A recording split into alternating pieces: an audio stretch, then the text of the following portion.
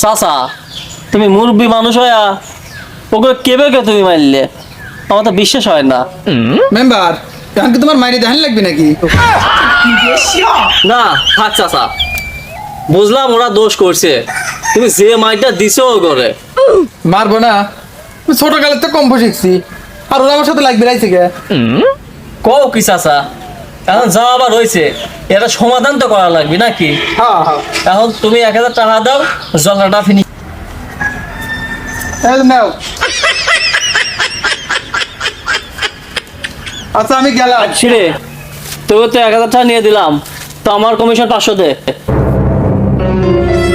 কি মেম্বার খালি কমিশনে খাবে, মার করা খাবে না?